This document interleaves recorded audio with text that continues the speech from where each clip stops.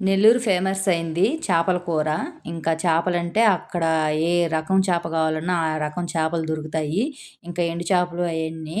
కానీ మేము నెల్లూరులో పుట్టి నెల్లూరు చేపలు ఫ్రెష్‌గా ఉండేవి తినలేని దురదృష్టవంతురాలం మేమంతా. ఎందుకంటున్నానంటే ఈ మాట, ఒక ఆడపిల్లగా పుట్టినాక ఎవరో ఒకరి ఇంటికైతే కోడలుగా ఎళ్ళాల్సిందేను. మేము అలాగా ఇంత దూరమైతే వచ్చేసాం బెంగుళూరుకి. ఇంకైతే బెంగుళూరులో అంత ఫ్రెష్ చేపలు చిక్కకపోయినా ఏదో ఒక చేప అయితే తెచ్చుకొనైతే పులుసైతే పెట్టేసాము. అలాగే ఫ్రై కూడా చేసేసాము. వేడి వేడి అన్నం అయితే చేసేసాము. ఇంకా నెల్లూరులో లాగా ఫ్రెష్ చేపలు తినలేకపోయినా, ఇంకా నెల్లూరు స్టైల్ చేసే చేపల కూర ఆ స్టైల్ మాత్రం మా నుంచి పోదు గదా! అది మాతోనే ఉంటుంది ఎప్పటికి. ఇంకా ఏదో చేపలతో అయితే ఆ స్టైల్‌లో అయితే వండేసుకుంటాము. మేము ఎక్కువగా తెచ్చుకునేది బొచ్చి, గెండి ఇట్లాంటి చేపలే తెచ్చుకునేది. ఇంకా నెల్లూరులో అయితే చిన్న పక్కులతో ఎగురేస్తారు. చానా బావుంటది.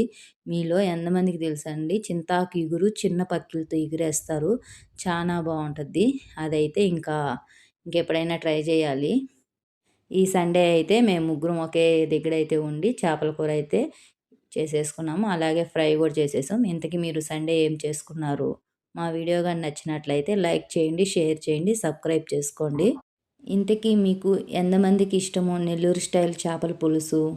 ఇంకా చేపల కూర అయితే రెడీ అయిపోయింది. ఇంకా పొగలు గట్కే అన్నము, ఇంకా చేపల ఫ్రయ్యి, చేపల పులుసు ఇవైతే ప్లేట్‌లో అయితే పెట్టేసుకున్నాము. ఇంక లాగిచ్చేస్తారు అందరూ. పొగలొస్తా ఉన్నాయి చూసారా?